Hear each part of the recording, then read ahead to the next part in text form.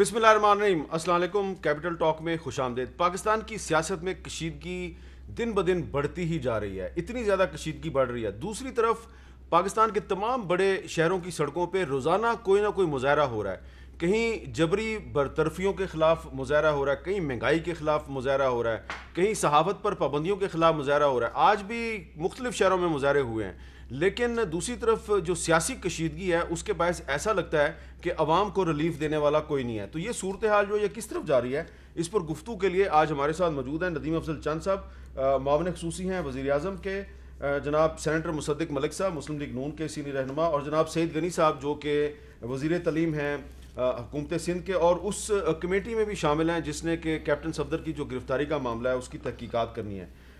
سعید غنی صاحب, میں آپ سے گفتگو کا آغاز کرتا ہوں. آج بہت سے وفاقی وزراء نے پریس کانفرنسیں کی ہیں, وزیر اعظم کے بہت سے ترجمانوں نے بیانات دیے ہیں, اور جو کیپٹن صفدر کی کراچی کے ایک ہوٹل میں گرفتاری کی جو سی سی ٹی وی فوٹیج سامنے آئی ہے اس کے حوالے سے وہ کہہ رہے ہیں جناب کہ اس میں تو کہیں پہ رینجرز نظر نہیں آ رہی اور وہ تو بڑے آرام سے جا رہے ہیں.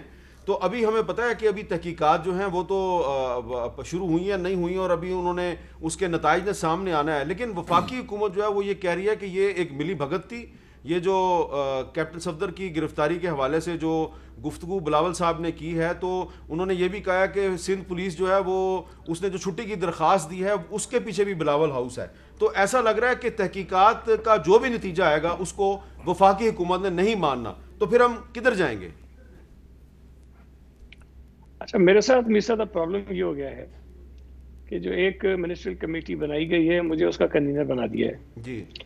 اچھا, میں اب اس پہ کوئی بہت زیادہ بات کروں گا تو میں سمجھتا ہوں کہ مناسب نہیں لگے گا, لیکن میں صرف اتنی عرض کر دوں کہ یہ فیصلہ میں آپ پہ چھوڑتا ہوں کہ جو وفاقی وزراء یا جو ان کے 250-300 ترجمان ہیں وہ جو بات کرتے ہیں اس میں آپ کو سچائی نظر آتی ہے یا آپ کو لگتا ہے کہ وہ غلط بیانی کر رہے ہیں. جو واقعات ہوئے ہیں وہ سب کے سامنے ہیں.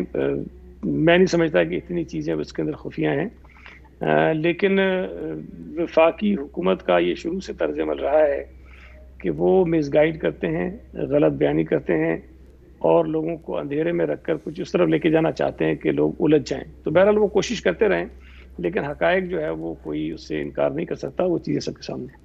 اچھا, جو آپ کی یہ بتا دیں کہ جو آپ کی تحقیقاتی کمیٹی ہے یہ کب تک اپنی رپورٹ سامنے لے آئے گی؟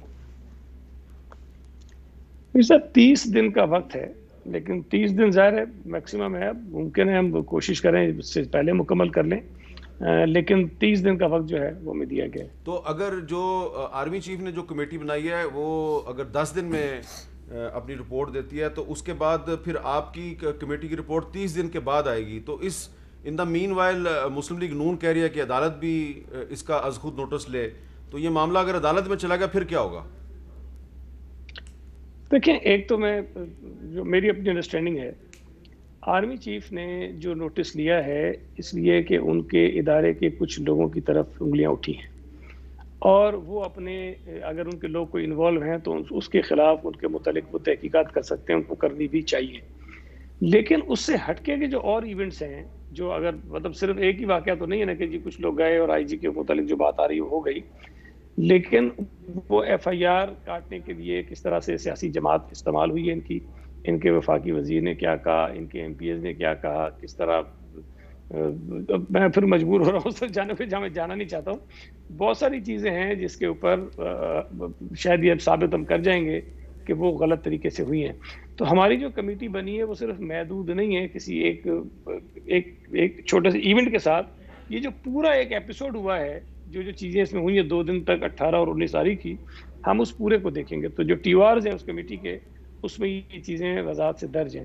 تو جو تحقیقات چیف آف آرمی اسٹاف نے کہی ہیں وہ کریں گے. مجھے نہیں پتا وہ رپورٹ پبلک کرتے ہیں کہ نہیں کرتے ہیں, کیا وہ فیصلہ کرتے ہیں اس پر, لیکن ہم جو ہے ہمیں جو مینڈیٹ دیا گیا, جو ٹی او آرز بنائی گئی اس کے اندر رہتے ہوئے ہم پر کام کریں گے. اور رپورٹ پبلک کریں گے آپ؟ ابھی مجھ سے نہ پوچھیں, لیکن میری رائے میں تو ہونی چاہیے. اچھا, مصدق ملک صاحب, شاید حقان آبادی صاحب نے آج ایک بات کی, ذرا سنیں انہوں نے کیا کہا. ہمیں توقع یہ تھی ہماری عدالتیں جو سو موٹو نوٹس لیتی رہی ہیں سیکرٹری صاحبان کے تبادلے کا, آج ایک افسر کو اغوا کر لیا اور عدالتوں نے نوٹس نہیں لیا. آج آئین کو توڑا گیا, عدالتوں نے نوٹس نہیں لیا. اب سوال میرا آپ سے یہ ہے کہ ایک تحقیقاتی کمیٹی آرمی چیف نے بنا دی ہے, ایک سندھ گورنمنٹ نے بنا دیا ہے, لیکن مسلم لیگ نون جو ہے وہ دونوں کا انتظار کرنے کے لیے تیار نہیں. وہ عدالت سے کہہ رہی ہے کہ آپ از خود نوٹس لیں.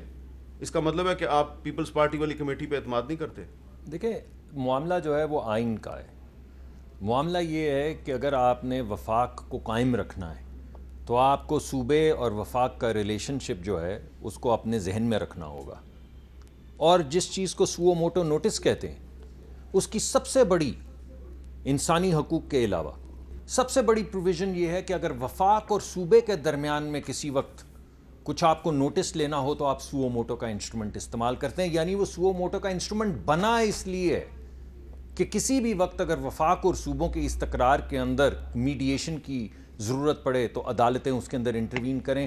تو میں یہ سمجھتا ہوں, اور درخواست بھی ہوگی اگر بالخصوص اگر شاہد خاقان عباسی صاحب کہہ رہے ہیں کہ یہ نوٹس پھر لیا جانا چاہیے کیونکہ یہ سوو موٹو کی روح رواں ہے انسانی حقوق کے علاوہ. نمبر ایک. نمبر دو, سب سے بڑی کسٹڈی جو وفاق کی ہے وہ سینٹ کے پاس ہے کیونکہ وہاں پہ ہر صوبہ برابر ہے. اب اگر ایک وفاقی ادارہ جو منسٹری آف انٹیریئر کے ذریعے پرائم منسٹر کو رپورٹ کرتا ہے وہ جا کے وہاں کے آئی جی جس کے اپنے پاس لاکھوں سپاہی ہیں اور مسلح سپاہی ہیں ان کے گھر کا گھیراؤ کرتا ہے یا ان کو کسی اور جونیئر افسر کے دفتر میں لے جاتا ہے اور وہاں پہ جا کے ان سے کوئی درخواست سائن کروائی جاتی ہے, نہیں وہ جو بھی ہوگا وہ سامنے آ جائے گی. اگر ایسی چیز ہے تو ایک تحقیق مقرر تھی سینٹ کے اوپر جو میں آج بڑا خوش ہوا ہوں کہ وہاں کی جو لا اینڈ جسٹس کمیٹی ہے اس کو دے دی گئی ہے کہ آپ ایک اپنی انویسٹیگیشن کریں. اچھا, اب سینٹ کی لا اینڈ جسٹس کمیٹی بھی تحقیقات کرے گی, انڈیپینڈنٹلی تحقیق کرے گی. تو ایک تیسری تحقیقاتی کمیٹی آج فیصلہ ہو گیا ہے. اچھا, کمیٹی کو ریفر کر دیا گیا ہے میٹر. اور اس کے ہیڈ کون ہے؟ اس کے ہیڈ جو ہیں میرے وہ تو کمیٹی کے اندر تو برابر اپوزیشن اور اس کے تمام کمیٹی کے سربراہ کون ہے؟ میرے خیال جاوید عباسی, سینیٹر جاوید عباسی مسلم لیگ نون کے. جی چلیں, تو مسلم لیگ نون کی بھی ایک کمیٹی بن گئی نا؟ نہیں, اگر آپ یہ چاہتے ہیں نہیں دیکھیے میری بات سنیے میاں صاحب, یہ ہنسنے کے لیے تو مجھے مزہ آیا بات سن کے, لیکن بات یہ ہے کہ ہر کمیٹی کے اندر کیلکولیٹ کیا جاتا ہے کہ ہر ایک کی یعنی اپوزیشن کی اور حکومت کی برابر کی نمائندگی. ٹھیک ہے. اس وجہ سے, اور جو واحد رول چیئرمین کا ہوتا ہے وہ ہوتا ہے میڈیشن کا. چیئرمین اپنا ووٹ نہیں ڈال سکتا جب تک ٹائی نہ ہو جائے. چلیں ٹھیک ہے. تو انشاءاللہ وہاں سے بھی ہوگی انویسٹیگیشن. اور کتنے دن میں ہوگی؟ یہ دن ابھی مقرر نہیں کیے گئے, وہ سینٹ کے قوانین کے مطابق. اچھا جی, ندیم افضل چند صاحب, گل تے بہت ہی ود گئی ہو. 3 کمیٹیاں تحقیقات کریں سر, گل مکن تے آ گئی ہے. یہ پتہ نہیں کس صورت میں ختم کرنا چاہتے ہیں گل. کہتے ہیں نا گل مکن سے آ گئی, کہ جب ان کو اقتدار نہ ملے تو گل پھر یہ کہتے ہیں مک ہی جائے. میرے خیال میں اب جو واقعہ ہوا ہے نا جی, اس پہ 3 پہلو ہیں. اگر تو یہ 18ویں ترمیم کے بعد صوبے اور مرکز کی یہ لڑائی جس طرح بنانا چاہتے ہیں تو کونسل آف کامن انٹرسٹ سب سے بہتر فورم تھا. چیف منسٹر وہاں لیٹر لکھتے, وہاں چاروں چیف منسٹر بھی ہوتے ہیں, پرائم منسٹر ہیڈ کرتے ہیں. باقاعدہ ایک کنسٹیٹیوشنل باڈی ہے. جب صوبے اور وفاق کا کوئی تنازع پیدا ہو جائے تو سب سے بہتر باڈی جو ہے وہ کونسل آف کامن انٹرسٹ, جو انہوں نے اور ہم نے مل کے 18ویں ترمیم کیا اس میں جو میں نے. اب رہ گئی بات, چیف آف آرمی سٹاف نے جب نوٹس لیا کور کمانڈر پہ انکوائری لگا دی, تو اب میرے خیال میں جہاں فورسز انوالو ہوں وہاں اتنی ہائی لیول کی انکوائری آلریڈی ہو چکی ہے. اب نون لیگ ایک قسم کی وہاں مدعی بنی ہوئی ہے اور نون لیگ کی منصف کمیٹی کا چیئرمین. میرے خیال ہے اب اس کو ہمیں ان 2 کمیٹیز کو دیکھ لینا چاہیے تھا, ایک صوبائی, کیونکہ پیور صوبائی معاملہ ہے, پولیس صوبائی معاملہ ہوتا ہے, اور اگر منسٹرز کی انکوائری کمیٹی بنی ہے تو اس کی رپورٹ آ جانی چاہیے تھی. اس کے بعد میرے خیال میں چیف آف آرمی سٹاف اپنی فورسز کے اوپر انکوائری کر رہے ہوں گے, کیا آیا جو الزام لگایا جا رہا ہے اس میں کوئی فورسز کے بندے ہیں, تو پھر اس کے اوپر ایک کوئی اچھا فیصلہ یا جو اچھا یہ جو آپ ڈیبیٹ کی جا سکتی ہے. آپ کے کچھ جو ساتھی وزراء کہہ رہے ہیں جی کہ یہ سندھ پولیس نے جو چھٹی پہ جانے کا فیصلہ کیا یہ بلاول ہاؤس کے اشارے پہ کیا, آپ اس سے اتفاق کرتے ہیں؟ نہیں, میں نے آج سچی بات ان کی پریس کانفرنس نہیں سنی. میں اگر سنتا تو میں ضرور, تو یہ ان سے رائے پوچھ لیں جنہوں نے یہ رائے دی ہے. میں اپنے دوستوں کی, یہ شہزاد اکبر صاحب نے یہ رائے دی ہے. شہزاد اکبر صاحب نے جو رائے دی ہے ان کی اپنی رائے کی وہ خود ہی وضاحت کر سکتے ہیں. تو ان کے بارے میں آپ کے وہی خیالات ہیں جن خیالات کا اظہار آپ نے کابینہ کے اجلاس میں یہ کیا؟ ہمارا اندر کا معاملہ ہے, ہم آپ کو کیوں بتائیں. ڈومیسٹک چیزیں ہم ڈسکس تھوڑا سا تو بتائیں نا. وہ ساری دنیا کو پتہ ہے, میں نے آپ کو کیا بتانا ہے. अच्छा सईद गनी साहब, आपका नहीं क्या मेरे भाई, आपका क्या ख्याल है कि अब जो सेनेट की कमेटी भी बन गई है, लॉ एंड जस्टिस की जो स्टैंडिंग कमेटी, आप साबिक सेनेटर भी हैं, और उस स्टैंडिंग कमेटी के जो सरबराह हैं वो सेनेटर जावेद अब्बासी साहब है, उनका ताल्लुक मुस्लिम लीग नून से है, तो आप उसको वेलकम करते हैं कि वो कमेटी भी आए कराची में और वो भी आके लोगों के बयान रिकॉर्ड करे? कोई हर्ज नहीं है इसमें? देखिए, पार्लियामेंट का ये हक है, और ये जिस किस्म का इशू था उसमें ज़ाहिर है कि फेडरल गवर्नमेंट का भी एक किरदार तो नज़र आता है। तो मेरे पास ये इख्तियार तो नहीं है, ना सूबाई हुकूमत के पास है कि हम पार्लियामेंट को रोकें इस बात से कि वो उसकी तहकीकात ना करें। वो बिल्कुल करें, और अगर हमारी कमेटी के साथ भी वो कुछ ये शेयर करना चाहेंगे या हमारी असिस्टेंस की ज़रूरत पड़ेगी तो हम उनको असिस्टेंस भी फराहम करेंगे।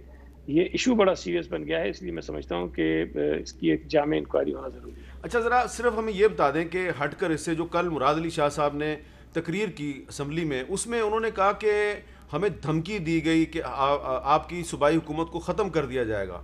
ये धमकी किसने दी थी?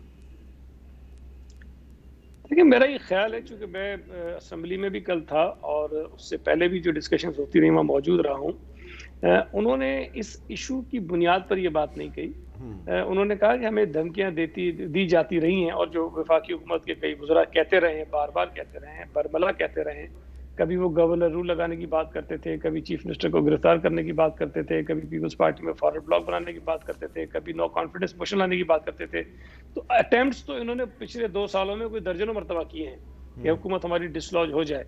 तो वो उस पर उन्होंने कहा कि हमें धमकियां मिलती रही हैं कि आपकी हुकूमत ख़त्म कर दी जाएगी, लेकिन हम इन चीज़ों से डरने वाले नहीं। अच्छा मुसद्दिक मलिक साहब, आज एक इस्लामाबाद में एक वाक़या हुआ है, बड़ा वाक़या ये था कि चैनल 24 पर पाबंदी लगी है, कुछ PTV से लोगों को निकाल दिया गया, कुछ रेडियो पाकिस्तान से लोगों को निकाल दिया गया। तो Pakistan federal union of journalist का एक मुजाहरा था, वहाँ पे कुछ बहुत सी पॉलिटिकल पार्टीज़ के लोग आ गए और भी लोग आ गए, और वहाँ पर आपके एक बड़े मोअज़्ज़ज़ साथी साबिक चेयरमैन सेनेट, उन्होंने जो नारे लगवाए ज़रा सुने।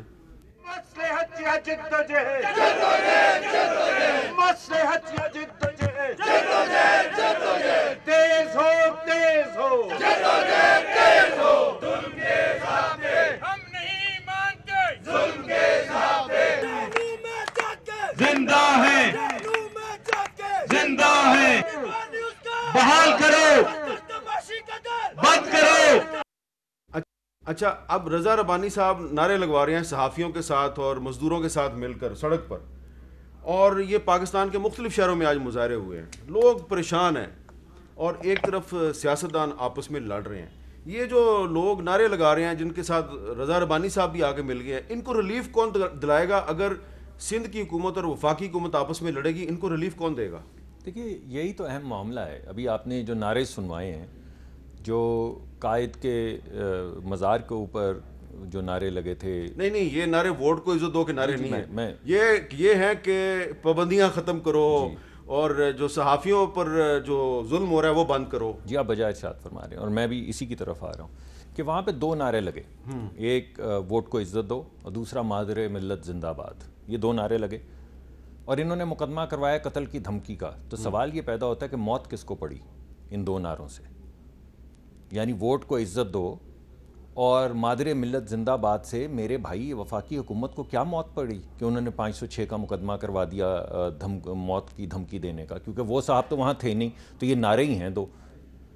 अब सवाल ये पैदा होता है, बिल्कुल उसी तरह आपको आइन इजाज़त देता है, आपको फ्रीडम ऑफ एक्सप्रेशन है। यहाँ पे आपने देखा है सेडिशन के मुकदमात जर्नलिस्ट के ख़िलाफ़ किए गए हैं। आपने अभी देखा है इदारों के सरबराह 1-1, 1.5 साल से जेलों में सड़ रहे हैं इस वजह से कि वो यील्ड नहीं करते, कैपिचुलेट नहीं करते। आप क्या करें? आपके पास क्या रास्ता रह गया? जिस तरह इन्होंने पहले गुफ्तगू ख़त्म की, आपको याद होगा कश्मीर के मामले में प्राइम मिनिस्टर ने कहा जंग हो गई, यानी जहाज़ आ गए, हमने गिरा दिए, कैद में ले लिया भारतीय पायलट्स को, जंग शुरू हो गई। वज़ीर आज़म ने कहा मैं बात नहीं करूँगा, चीफ साहब आप जाके बात करें, और चीफ ने दी ब्रीफिंग। फिर एक आइनी मुकदमा ये गिलगित बल्तिस्तान का आया, उससे ज़्यादा कोई अहम चीज़ नहीं है क्योंकि वो कश्मीर से रिलेटेड है, बेशुमार चीज़ों से रिलेटेड है। वहाँ पे भी वज़ीर आज़म साहब ने कहा मैं बात नहीं करता, चीफ साहब आप जाके इनसे बात करें। तो आप मुझे बताएं, ये जो सवाल आप उठा रहे हैं, किसे वकील करें, किससे मुंसफी चाहें, ये लोग कहाँ जाएं?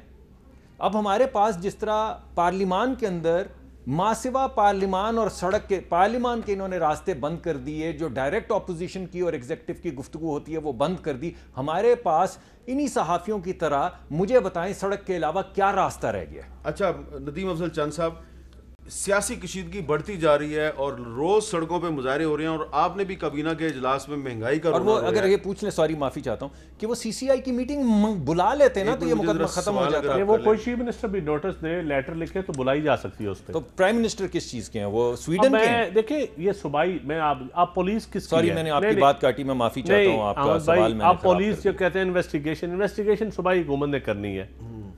اگر 506 کی دفعہ غلط لگی ہے پولیس نے لگائی ہے نا، اس میں فیڈرل گورنمنٹ کا کہاں رول آ گیا؟ تو آپ نے جو رات کو یہاں تو مدعی فیڈرل گورنمنٹ بنی ہو. وہ جو علی زیدی صاحب جو ہے وہ دھمکیاں دے رہے تھے کہ کروا کے رہوں گا، نہیں تو میں نہیں اگر کوئی آئی جی کو او ایس ڈی بنا دوں گا. نہیں اگر کوئی دھمکیاں دی ہیں تو یقیناً ریکارڈنگ ہوگی، جائیں علی زیدی کے خلاف تیار کاٹیں. وہ تو چلیے انہوں نے صوبائی حکومت وہ بتائیں. اگر کوئی اچھا میرا سوال یہ نا کہ میں دھمکی دینے کی بھی ایف آئی آر ہوتی ہے. میرا سوال بھی آپ کی سیاسی کشیدگی کا شکار ہو گیا.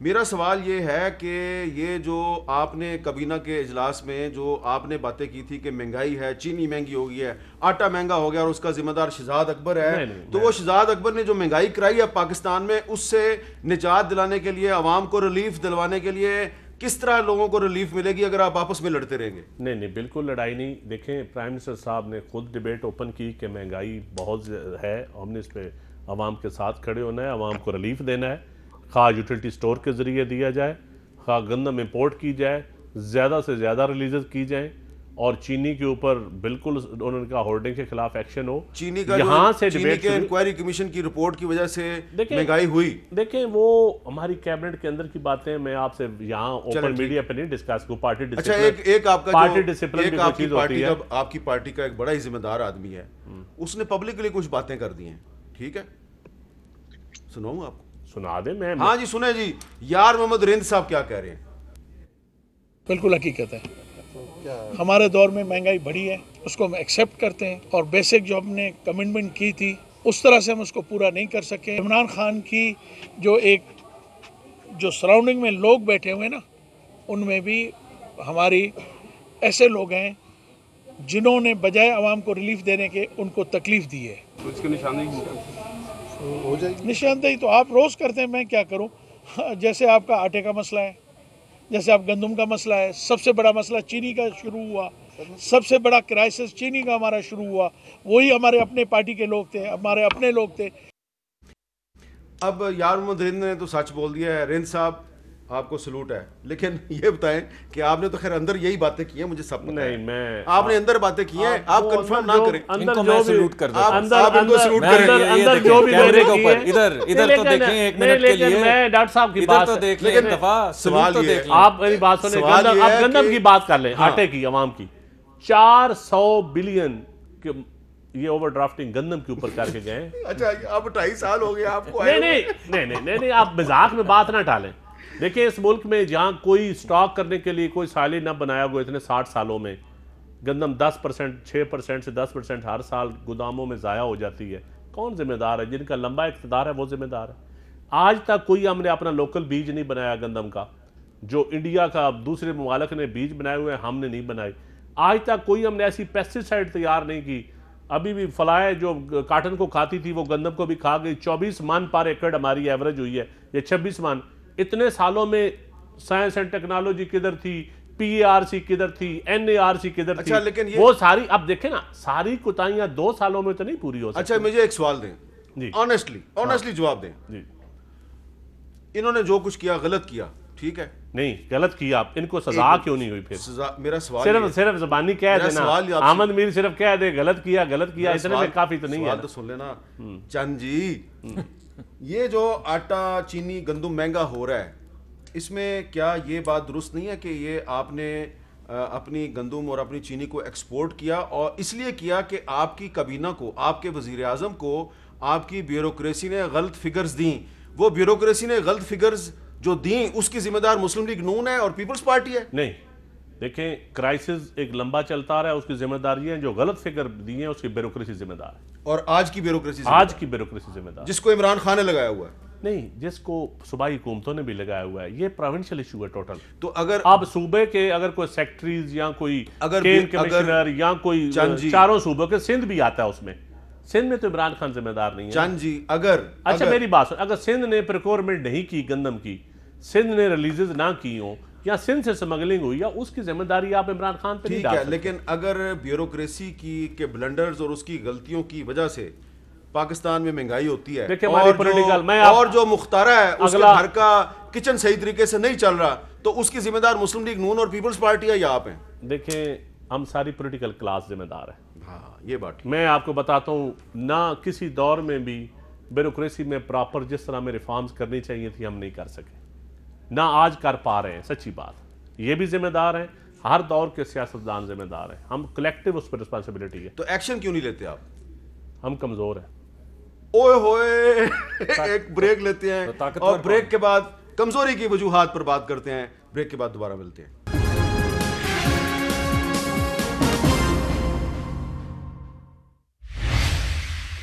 وقفے سے پہلے ندیم افضل چند صاحب نے یہ کہا ہے کہ ہم ابھی تک ایکشن اس لیے نہیں لے سکے، جن لوگوں نے غلط فگرز دیں یا جن کی غلطیوں کی وجہ سے روز بروز مہنگائی بڑھ رہی ہے، ان کے خلاف ایکشن اس لیے نہیں ہوا کہ ہم کمزور ہیں. اب ان سے تو میں پوچھوں گا کمزوری کی وجوہات، لیکن سعید غنی صاحب کیا آپ اتفاق کریں گے ندیم افضل چند صاحب سے کہ انہوں نے پولیٹیکل کلاس کہ انہوں نے اعتراف کر لیا کہ ہم کمزور ہیں؟ پولیٹیکل کلاس، ہم کا مطلب ہے پولیٹیکل کلاس. چلیں آپ صرف ہماری گورنمنٹ کو آپ یہ اعتراف کریں گے کہ پولیٹیکل کلاس کمزور ہے؟ دیکھیں میں تھوڑا سا کریکٹ کر دوں. ندیم افضل چند صاحب نے جو بات کہی نا کہ جی پتہ نہیں NARC کہاں تھا، PRC کہاں تھا اور چیزیں ٹھیک نہیں ہوئی، تو ان کو مجھ سے زیادہ یاد ہوگا اس لیے کہ 2008 میں MNA نہیں تھا، میرے یہ دوست جو ہیں وہ MNA بھی تھے اور اس وقت حکومت میں بھی شامل تھے، PSC کے بعد میں چیئرمین بھی بنے.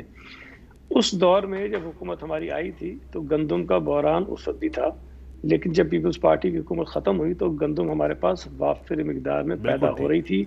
ہم نے گندم کی سپورٹ پرائس بڑھائی تھی، تو اس وقت کی حکومت نے کافی کچھ کام کیا تھا. تو یہ کہنا کہ جی پہلے کچھ نہیں ہوا اس لیے کچھ نہیں ہوتا، نیت ہو، اگر نیت ہو، ول ہو، آپ صحیح فیصلے کریں تو چیزیں ٹھیک ہو سکتی ہیں. دوسری بات یہ ہے ابھی انہوں نے سندھ کی بات کی گئی، جی سندھ کے اندر بحران کیوں ہے؟ میر صاحب صوبہ سندھ میں جتنی گندم کی ہمیں ضرورت ہے اتنی گندم ہم پیدا نہیں کرتے، ہمارے یہاں کم پیدا ہوتی ہے. صوبہ پنجاب میں گندم زیادہ پیدا ہوتی ہے، اپنی ضرورت بھی پوری کرتا ہے، باقی ملک کے صوبوں کو بھی فراہم کرتا ہے. اس سال جو ملک میں گندم پیدا ہوئی ہے تقریباً 26 ملین ٹن کے قریب، یا شاید تھوڑی آگے پیچھے ہے. 76% گندم جو ہے وہ پنجاب میں پیدا ہوئی، 76%.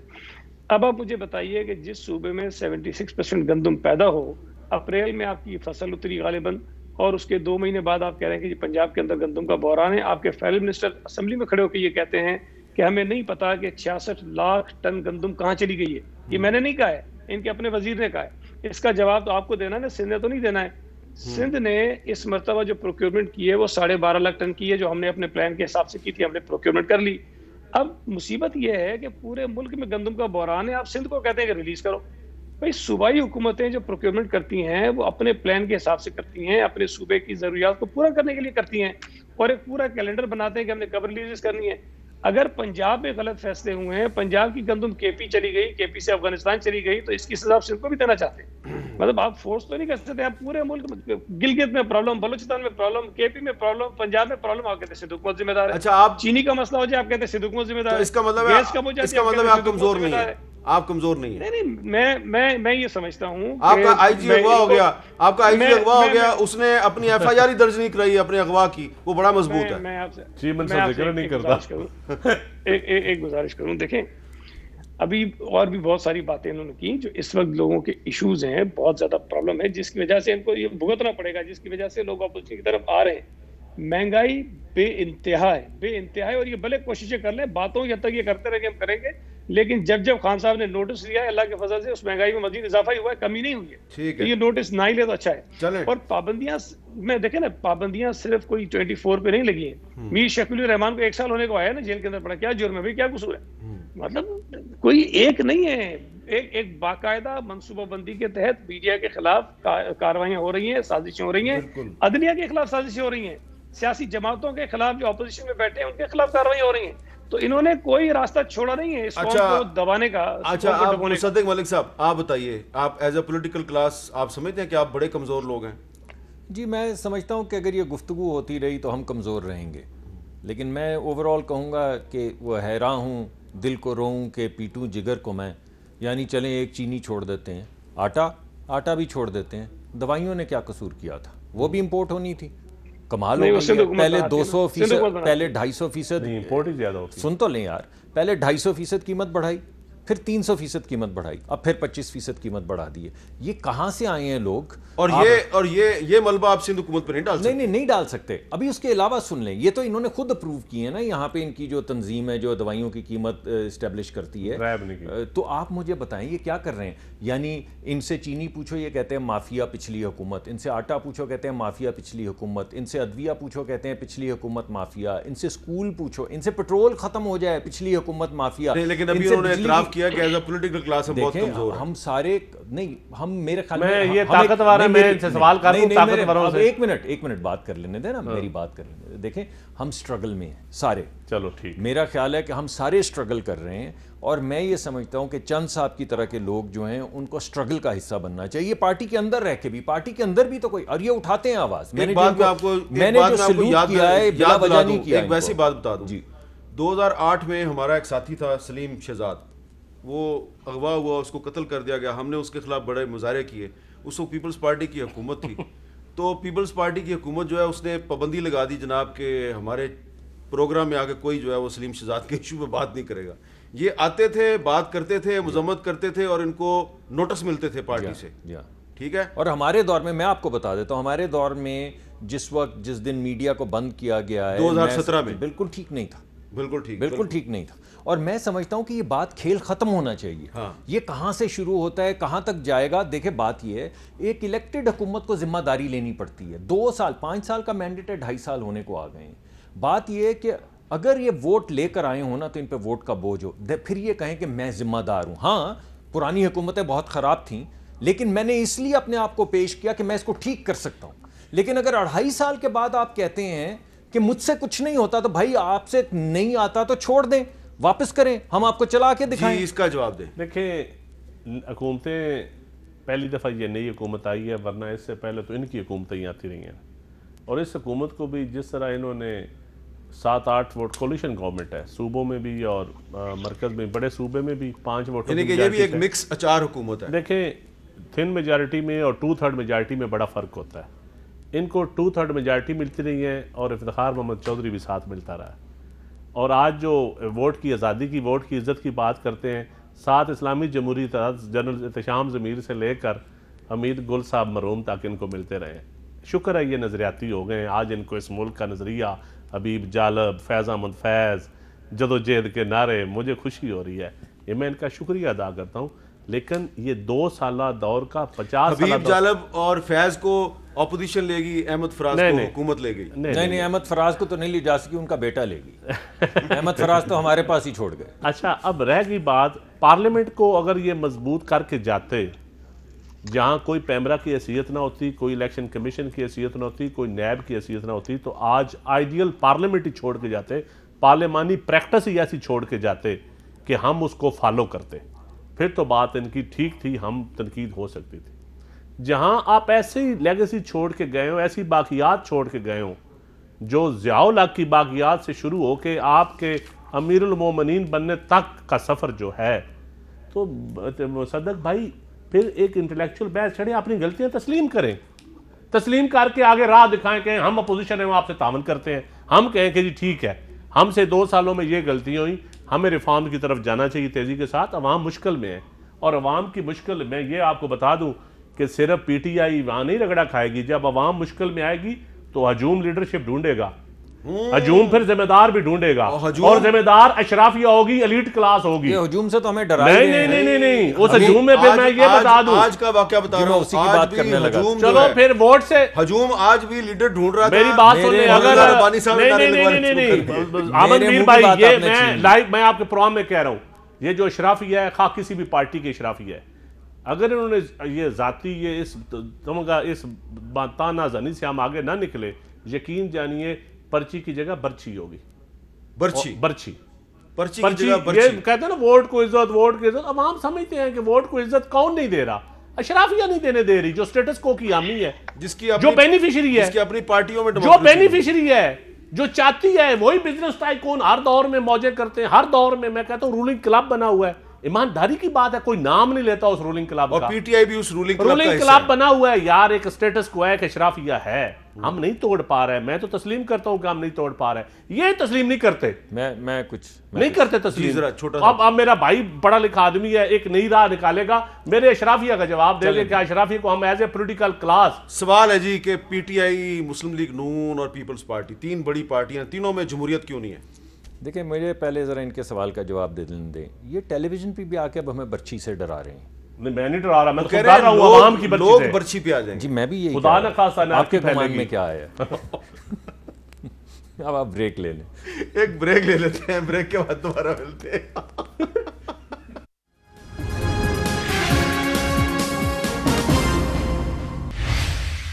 کیپٹل ٹاک میں دوبارہ خوش آمدید. آج ایک اور بڑی اہم ڈیولپمنٹ ہے. سپریم کورٹ آف پاکستان کی طرف سے یہ کہا گیا کہ کرپشن کے مقدمات کی سماعت روزانہ کی بنیاد پر کی جائے. سپریم کورٹ نے چیئرمین نیب کو عدالتی احکامات پر عمل درآمد یقینی بنانے کا حکم دیا اور کہا ہے پروسیکیوٹر جنرل نیب استغاثہ کے گواہان کی حاضری یقینی بنائے. اور سپریم کورٹ نے احتساب عدالتوں کو مقدمات میں التوا نہ دینے کی بھی ہدایت کر دی ہے. سعید غنی صاحب، آپ یہ نہیں سمجھتے کہ اس سے اگر کرپشن کے مقدمات جو ہے جن کو بہت کئی سال تک چلایا جاتا ہے، اگر اس کی روزانہ کی بنیاد پر اگر سماعت ہوگی تو یہ مقدمات جلدی نمٹ جائیں گے؟ دیکھیں اصولی طور پر تو ایسے ہونا چاہیے کہ جو کچھ ایسے مخصوص قوانین ہیں جس میں یہ درج ہے کہ جی اگر اس عدالت میں کیس جائے گا تو اتنے عرصے میں ہو جانا چاہیے، جو نہیں ہوتا. اور اگر کہ 3 مہینے لکھا ہے تو اس کے لیے شاید 10 سال اس کو لگ جاتے ہیں. یہ اچھی بات ہے کہ وقت پر ہو جانے چاہیے اور روزانہ کی بنیاد پہ ہیئرنگ ممکن تو نہیں ہے، لیکن سپریم کورٹ نے کہا ہے تو اس کو کوشش کریں. لیکن میرا خیال ہے کہ اگر ساتھ ساتھ الیکشن کمیشن کو بھی کہہ دیتے کہ جو فارن فنڈنگ کیس ہے اس میں بھی کوئی ایجنٹمنٹ نہ دیں اور اس میں بھی روزانہ کی بنیاد پر سنیں تاکہ اس کیس کا بھی جلدی فیصلہ کریں، تاکہ یہاں تو حکومت اپوزیشن کو رگڑا لگانے کے لیے اس کو ٹھیک ٹھاک نیب کو استعمال کر رہی ہے، لیکن جہاں یہ خود پھنسے ہوئے ہیں وہاں وہ کیس چلنے نہیں دیتے ہیں. اتنے سال ہو گئے، کبھی اسلام آباد ہائی کورٹ سے اسٹے لیتے ہیں، کبھی جا کر سپریم کورٹ سے اسٹے لیتے ہیں، کبھی کہیں بھاگ جاتے ہیں. تو ان چیزوں کا بھی فیصلہ ہونا چاہیے. دوسری بات یہ کہ سپریم کورٹ کو کم از کم پہلے جو وہ بی آر ٹی پشاور پہ اسٹے ہے اس اسٹے کو ختم ہونا چاہیے، تاکہ اس پہ جو پہلے تو ایف آئی اے کو روکا گیا، پشاور ہائی کورٹ کا فیصلہ سسپینڈ کیا گیا، اس کے بعد جو ہے وہ سپریم کورٹ نے خود اس کو روکا. تو یہ چیزیں ساری ہٹنی چاہیے تاکہ حکومت کے اوپر بھی جو کیسز ہیں، حکومت کے جو معاملات خراب ہیں، جو کرپشن کے الزامات ان پر ہیں، اس پر بھی تحقیقات اور اس کے بھی فیصلے جلدی ہونے چاہیے.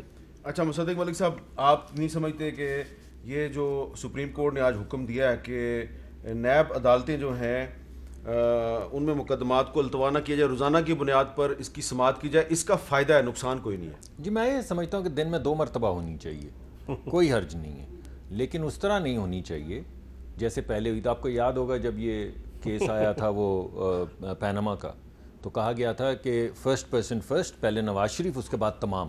آج میرے بھائی کی حکومت کو آئے 2.5 سال ہو گئے، کون سا مقدمہ فائل ہوا ہے؟ تو اگر سب کے ہونے ہیں تو دن میں 2 دفعہ کیس لگنا چاہیے. لیکن اگر اس میں ای او بی آئی نہیں آئے گی، اگر اس میں این آئی سی ایل نہیں آئے گی، اگر اس کے اندر مالن جبا نہیں آئے گا، اگر اس کے اندر منرلز کے کیسز نہیں آئیں گے، اگر اس کے اندر بی آر ٹی کے کیسز نہیں آئیں گے، اگر اس کے اندر جو احتساب کمیشن کے چیئرمین ان کے اپنے جرنیل جو تھے جنہوں نے کہا تھا کہ ہتھ کڑیوں کی شکل میں کڑیاں جو ہیں وہ ہتھ کڑیوں کی شکل میں 6 وزراء تک پہنچتی ہیں، اگر ان کا ذکر نہیں آئے گا تو پھر ہمیں پتہ ہے کہ یہ کیا کر رہے ہیں. لیکن اگر سب کا ہونا ہے تو میں سمجھتا ہوں دن میں 2 مرتبہ عدالت لگنی چاہیے سب کے فیصلے. اچھا چاند صاحب، اگر سپریم کورٹ کے حکم پر عمل درآمد شروع ہو جاتا ہے اور روزانہ کی بنیاد پہ سماعت ہوتی ہے اور اپوزیشن کے اہم رہنماؤں پہ کوئی الزام ثابت نہیں ہوتا، کیا پھر عمران خان کو استعفیٰ نہیں دے دینا چاہیے؟ نہیں سر، ابھی تو یہ استعفوں کی بات آپ قبل از وقت کر رہے ہیں. پہلے میں سمجھتا ہوں بالکل عدل ہونا چاہیے. عدالتیں روزانہ کی بنیاد پہ کریں یا ہفتے کی بنیاد پہ کریں، عدل ہونا چاہیے، لوگوں کو عدل نظر آنا چاہیے. اور بالکل جو عدل کے مطابق فیصلہ ہوگا ایز اے عدل ہو رہا ہے ویسے؟ دیکھیں آئیڈیل عدل نہیں ہوتا، ہم اصول عدل کی طرف ہمارا سفر ہے، لیکن ہم یہ کہیں کہ عدل ہو رہا ہے بالکل ہمارے معاشرے میں تو وہ تو غلط بات ہے. کیونکہ معاشرے میں عدل نہیں ہے، اس میں کوئی صرف عدالتوں کا کہنا وہ نہیں. پاکستان بار کونسل نے آج ایک بیان جاری کیا ہے. بار کونسل کے اندر عدل ہے. اچھا کیا اس میں؟ کیا وکلاء کے اندر عدل ہے؟ آپ ایمانداری کے ساتھ الیکٹڈ باڈیز ہیں نہیں الیکٹڈ باڈیز ہیں، لیکن وکلاء کی یہ جو وکلاء کو سزا جزا کا جو عمل ہے وہ بار کونسل نے کرنا ہوتا ہے. تو کیا بار کونسلز کے اس سسٹم میں اندر عدل کیا ہے کہ ہم پارلیمانی پریکٹس میں ہم نے عدل کیا ہے؟ کیا ہماری پولیسنگ میں عدل ہے؟ کیا ہماری انویسٹیگیشن پروسیکیوشن، ہمارے صحافتی جو آپ کی ہیں ٹرمز اینڈ کنڈیشن جو اصول لاگو ہوتے ہیں معاشرے کے ہر سیگمنٹ میں، صحافت، سیاست، عدل، دیکھیں جی ساروں میں عدل ہے. عدل ایک صرف آپ کہہ دینا کہ صرف عدالتوں میں، نیب کی عدالتوں میں عدل ہے کہ نہیں ہے، یہ سوال نہیں ہے. آپ نیب کی عدالتوں میں تو کوئی لوگ اکثریت کہتی ہے آپ پاکستان کی کوئی کہیں عدل کہ نہیں ہے. معاشرے میں عدل کی پرسنٹیج کتنی ہے؟ تو میں کہوں گا معاشرے میں 30%. اچھا آپ نے بار کونسل کی بات 70% جو ہے میں اس کا جواب یہ دوں گا کہ Pakistan bar council, supreme court bar ایسوسی ایشن، پاکستان کے تمام بڑے پریس کلب سب الیکٹڈ باڈیز ہیں، ان کے اندر ڈیموکریسی ہے، لیکن آپ کی پارٹیوں میں ڈیموکریسی نہیں ہے. لیکن کروڑوں روپیہ الیکشن پہ لگتا ہے. ہائی کورٹ بار کا الیکشن دیکھ لیں، بڑی بڑی بارز کا الیکشن میں نہیں لگتا، کروڑوں کا فنڈ لگتا ہے. اور اس کے بعد جو بارز کے تنظیمیں بن جاتی ہیں، ججز کی اپوائنٹمنٹ سے لے کر اہم فیصلے، وکیل بھی گئے. ایک بات سمجھ آ گئی ہے سر انہوں نے پڑھ لینا ہے. ایک بات سمجھ آ گئی ہے. دس رہے ہیں اے جیڑی گل انہوں نے کیتی پہلے سے صحافیاں دا حال اور سیاستداناں دا کیتا ہے، ہن بیچارے وکیل بھی. نہیں میں خود وکیل ہوں، میں خود ماڑا سا وکیل ہوں. سیاستدان بھی ہو، میں خود ماڑا سا وکیل ہوں. آپ سیاستدان بھی ہیں، ماڑے نہیں ہیں، بڑے سیاستدان ہیں. لیکن جو آپ نے سیاستدانوں کا حال کیا، آپ پارلیمنٹری لیڈر بھی رہے ہیں، آپ نے جو حال پارلیمان کا کیا ہے آپ. ہاں نہیں پارلیمان کو انہوں نے بڑا پروان چڑھایا ہے. چلو جی بڑے ان کے ریگولر جاتے تھے. آپ کی گفتگو سے یہ لگ رہا ہے کہ حکومت وکلا سے اور خاص طور پہ بار کونسل سے کافی ناراض ہے. بالکل کوئی ناراض نہیں اور ہے، پکڑنے والی ہے، مقدمے میں آپ کے کرنے والی ہے. تو یہ بھی آپ نے کیا کہا؟ آپ جو مرضی نتیجہ نکال لیں. اب میں نے اگر صحافت کا رولز پوچھے ہیں تو آپ کہیں میں صحافیوں کے خلاف ہیں. اگر میں سیاست کی بات آپ صحافیوں کے خلاف نہیں ہو سکتے. اگر میں کہوں کہ سیاست کی بات ہونی چاہیے تو میں سیاستدانوں کے خلاف ہوں. میں پولیٹیکل ورکر ہوں. میری خواہش ہے کہ سیاستدان رول ماڈل ہوں. لیکن آپ نے صحافیوں کو رول ماڈل بنا دی ہے. میری خواہش ہے سیاستدان رول ماڈل ہوں. پھر ہم سپریمیسی آف پارلیمنٹ یا سپریمیسی آف لا کی طرف جائیں گے. میر صاحب صحافیوں کے تو انہوں نے ماڈل بنا دیے ہیں اور پوری دنیا کو ماڈل بنا کے دکھایا کہ اس طرح کی صحافت ہوگی ورنہ چلنے نہیں دیں گے. اب یہ مجھے لگتا ہے وکیلوں کی بھی اچھا آخر میں ایک سوال میں نے پوچھنا ہے جی، کل بھی میں نے اس پہ تھوڑی سی ڈسکشن کی تھی. سعید غنی صاحب بڑا سمپل سا سوال ہے کہ پاکستان ڈیموکریٹک موومنٹ جو ہے وہ 2 بڑے جلسے کر چکی ہے. اب اس کا اگلا جلسہ جو ہے وہ کوئٹہ میں ہے اتوار کو. لیکن ساتھ ہی ساتھ ہم دیکھ رہے ہیں کہ بلاول بھٹو زرداری صاحب گلگت بلتستان میں انتخابی مہم پر گئے ہوئے ہیں. تو وہاں پہ مسلم لیگ نون اور پیپلز پارٹی اور دیگر جو اپوزیشن پارٹیاں جو پی ڈی ایم میں شامل ہیں وہ ایک دوسرے کے آمنے سامنے ہیں. تو آپ کو یہ خدشہ نہیں ہے کہ گلگت بلتستان کا جو الیکشن ہے وہ پی ڈی ایم کے اتحاد کے لیے خطرہ بن سکتا ہے؟ نہیں، میرا نہیں خیال ایسا ہوگا. پہلی بات تو یہ کہ پی ڈی ایم کوئی انتخابی الائنس نہیں ہے پاکستان میں.